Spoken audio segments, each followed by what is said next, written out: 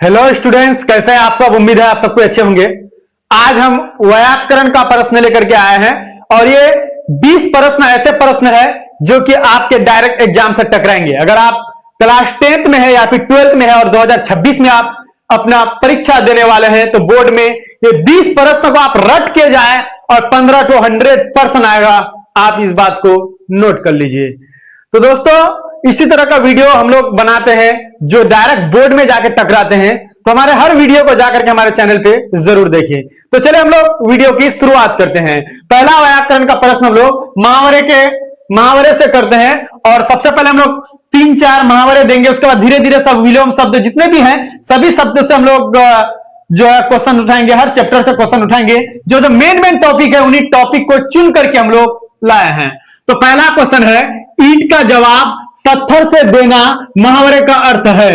यानी मुहावरा के बारे में आपको सबसे पहले पूछा है कि ईंट का जवाब पत्थर से देना, इस मुहावरे का अर्थ क्या है। वैसे हम लोग तो बहुत सुनते हैं कि ईंट का जवाब पत्थर से देना चाहिए। हम लोग बोलते हैं ना, यानी बदले की भावना, या फिर हम लोग किसी तरह से भी हो हम लोग लोगों को या फिर करारा जवाब देना या फिर गलत बातों पे हम लोग जवाब देना, यही होता है ईंट का जवाब पत्थर से देना। तो ऑप्शन ए में कह रहा है आपका किसी की दुष्टता का करारा जवाब देना।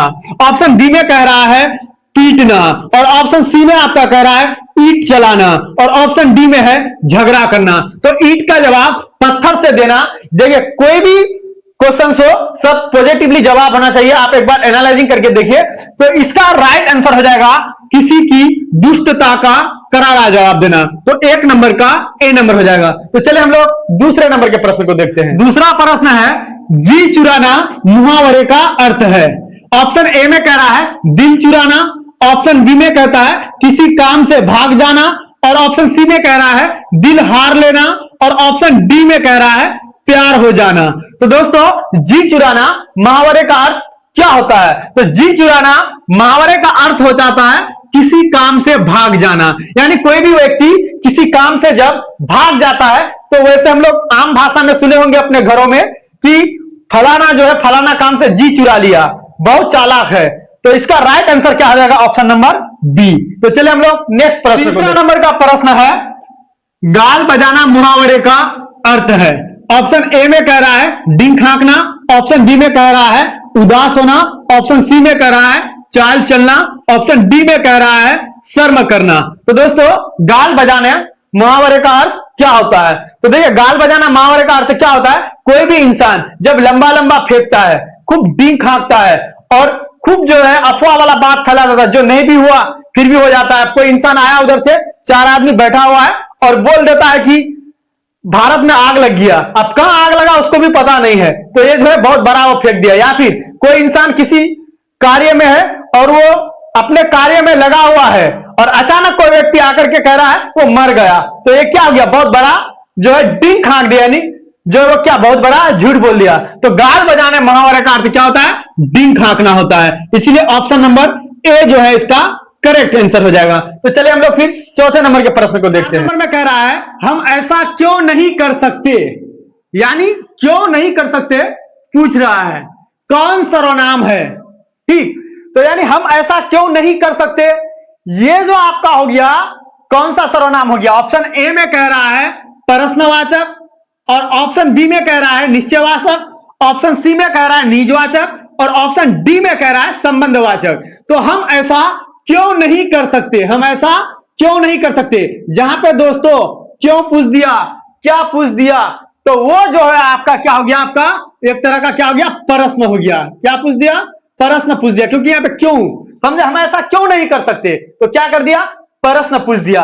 इसलिए इसका ऑप्शन नंबर ए जो है इसका करेक्ट आंसर हो जाएगा प्रश्नवाचक। चलिए हम लोग 5वां नंबर के प्रश्न को देखते हैं। प्रश्न कह रहा है 20 किलो चावल कौन विशेषण है। यहां पे क्वेश्चन कर रहा है कि 20 किलो चावल कौन विशेषण है। ऑप्शन ए में कह रहा है संख्यावाचक, ऑप्शन बी में कह रहा है परिणाम बोधक, ऑप्शन सी में कह रहा है गुणवाचक और ऑप्शन डी में कह रहा है सर्वनामिक। तो दोस्तों 20 किलो चावल के बारे में बोल रहा है, कितना किलो चावल के बारे में, तो 20 किलो चावल, यानी चावल क्वांटिटी ऑफ जो राइस है, चावल के बारे में आपको पूरी तरीके से बता दिया है कि चावल कितना केजी है, 20 केजी है। जब किसी भी चीज के बारे में पूर्ण रूप से पता चल जाए, किसी भी वस्तु के बारे में, किसी भी वस्तु के भार का पूर्ण रूप से पता चल जाए, तो ऐसे हम लोग जो है विशेषण को हम लोग कौन सा विशेषण बोलेंगे? परिणामवाचक विशेषण बोलेंगे। क्या बोलेंगे? परिणामवाचक। क्यों? क्योंकि यहां पे हमको परिणाम मिल गया। क्या परिणाम मिला? एक चावल है, तो चावल कितने केजी का है? तो 20 केजी का है। कितने केजी का है? तो चावल 20 केजी का है। तो हम लोग को एक क्या मिल गया? परिणाम मिल गया। तो इसीलिए परिणाम बोधक हो जाएगा। इसलिए फिलहाल 5 नंबर का ऑप्शन आपका बी नंबर के साथ जाता है, परिणाम बोधक। तो प्रश्न नंबर 6 को देखते हैं। वो घर से बाहर आया किस कारक का उदाहरण है? ऑप्शन ए में कहता संप्रदान, ऑप्शन बी में संबंध, ऑप्शन सी में आपादान और ऑप्शन डी में अधिकरण। तो देखिए वो घर से बाहर आया कह रहा है, तो से यहां पे विभक्ति चिन्ह क्या है? से है। तो से जो विभक्ति चिन्ह किसका होता है? करण का भी होता है और अपादान का भी होता है। तो यहाँ पे घर से बाहर आया, इसलिए यहाँ पे क्या हो जाएगा? ऑप्शन नंबर सी आपका राइट आंसर हो जाएगा, अपादान कारक। तो चलिए 7 नंबर के प्रश्न को देखते हैं। तो 7वां नंबर के प्रश्न को देखते हैं। 7वां नंबर का प्रश्न कह रहा है आरंभ का विलोम होगा। ऑप्शन ए में है अंत, ऑप्शन बी में है समाधान, ऑप्शन सी में है निष्कर्ष, ऑप्शन डी में है अनिति। तो दोस्तों आरंभ का जो विलोम हो जाता है वो अंत होता है, तो इसीलिए इसका ऑप्शन नंबर कितना हो जाएगा? ए हो जाएगा। तो चलिए हम लोग फिर नेक्स्ट क्वेश्चन को देखते हैं। 8वां नंबर का प्रश्न है ऋण का विलोम होगा।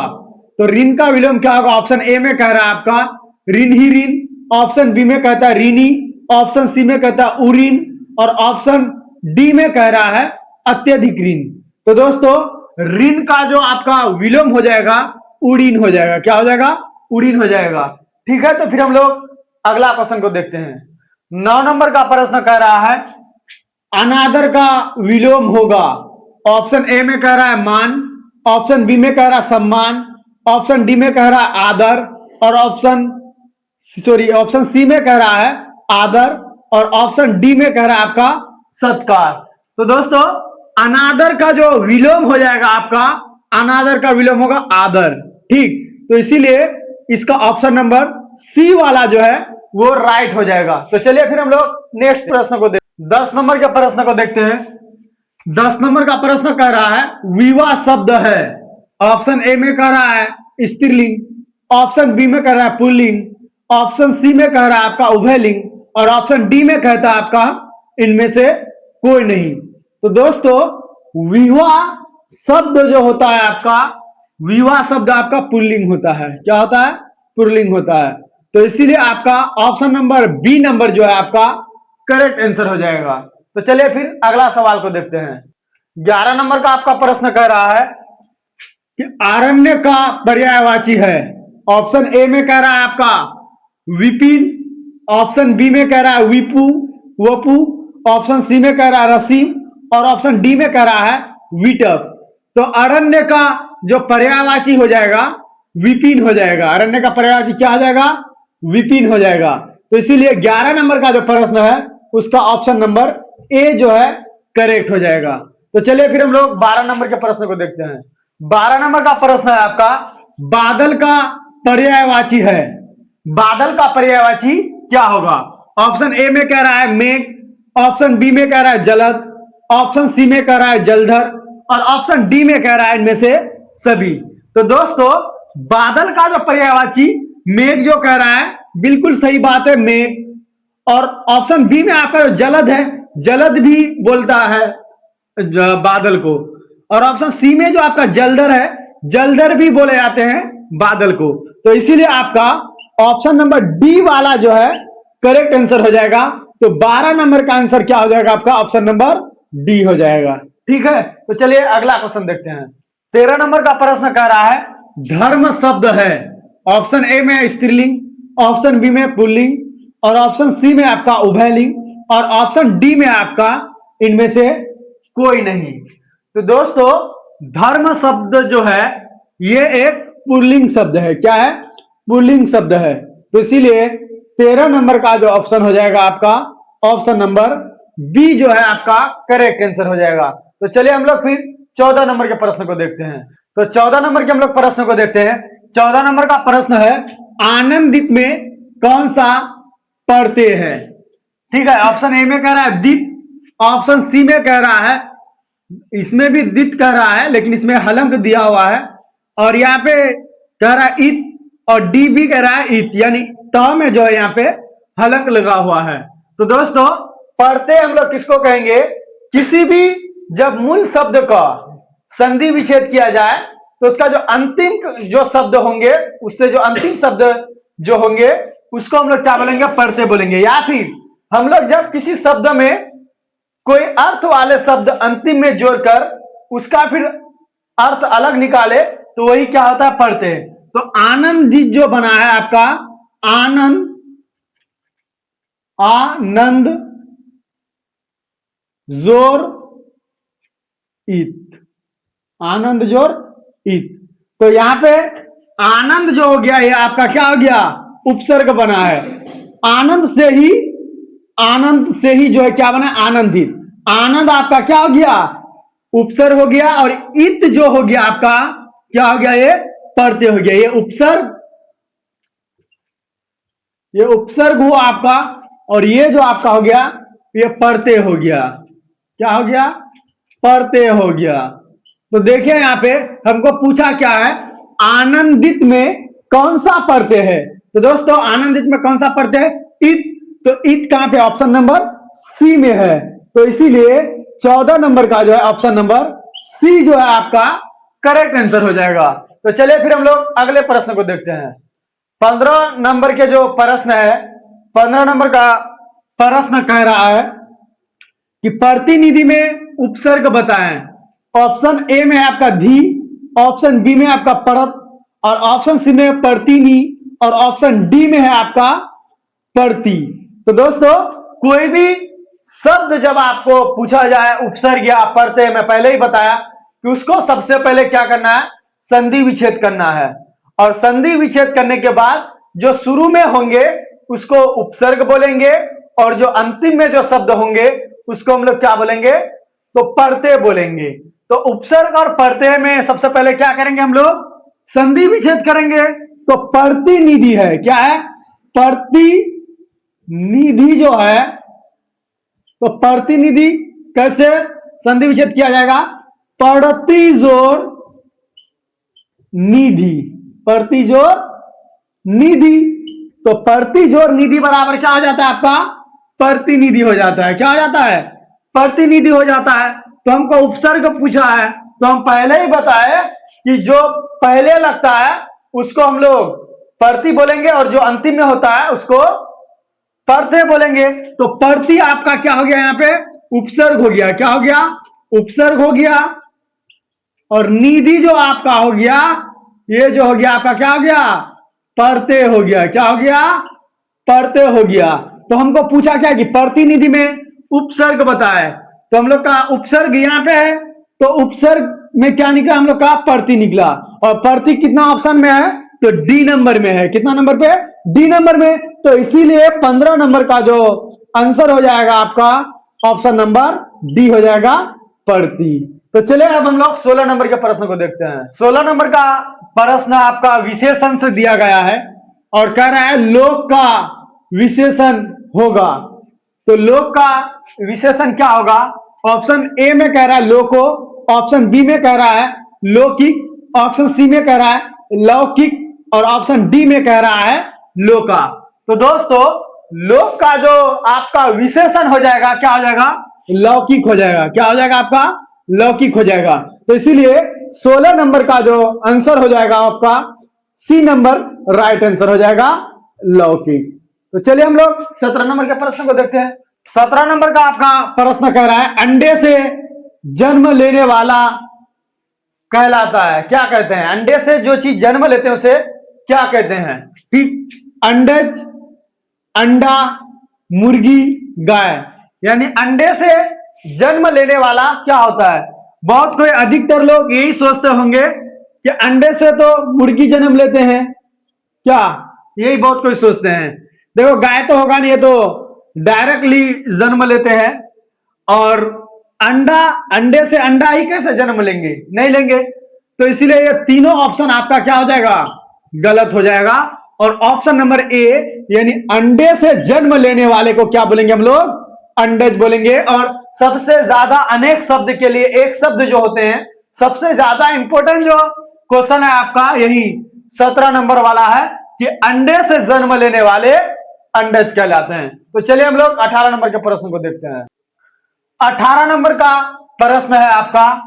18 नंबर कह रहा है शिव का उपासक कहलाता है।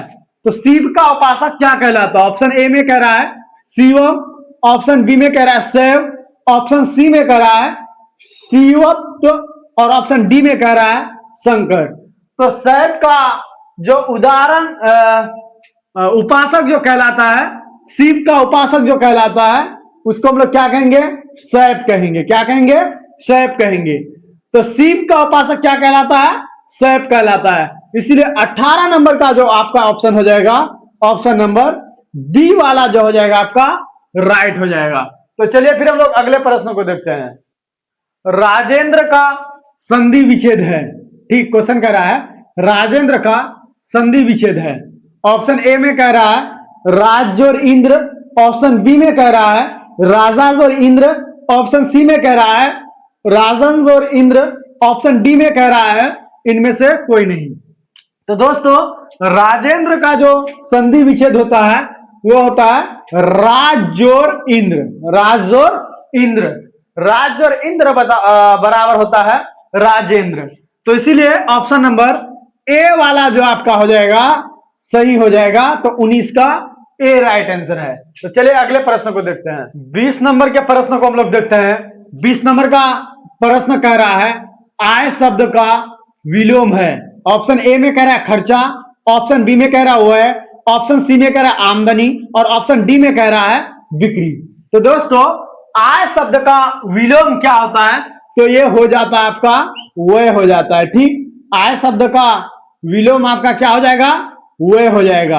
अब आप लोग को नेक्स्ट जो अंतिम प्रश्न देते हैं उसको आप लोग को कमेंट में बताना है उसका राइट आंसर क्या होगा। तो देखिए अंतिम प्रश्न आपका है संज्ञा के भेद है। ऑप्शन ए में कह रहा है 1, ऑप्शन बी में कह रहा है 3, ऑप्शन सी में कह रहा है 5 और ऑप्शन डी में कह रहा है 7। तो दोस्तों इसका जवाब आपको कमेंट में देना है। और जितने भी व्याकरण के चैप्टर हैं उनसे भी लगभग 8-10 नंबर आते हैं भेद के बारे में, तो उनका भी वीडियो आप लोग को बनाएंगे। अगर आपको चाहिए तो कमेंट में बताइएगा कि जी हम लोग को व्याकरण के जो जितने भी चैप्टर है उसके कितने प्रकार हैं, सभी प्रकार के बारे में एक वीडियो दीजिए सर। और किस तरह का वीडियो चाहिए, जैसे कारक से 3-4 नंबर कंफर्म होता है, उसका विभक्ति चिन्ह, उसका शॉर्ट लिस्ट डिफिनेशंस जो होते हैं उससे भी पूछे जाते हैं। अगर आप चाहते हैं कि सबका चैप्टर बाय चैप्टर हम लोग को प्रतिदिन वीडियो मिले तो आप कमेंट में इस बात को जरूर बताएं। और इसी तरह का वीडियो देखने के लिए, इंपॉर्टेंट वीडियो देखने के लिए हमारे चैनल को सब्सक्राइब करके रखें और बेल आइकन को प्रेस जरूर कीजिए। बहुत बहुत शुक्रिया, धन्यवाद, जय हिंद।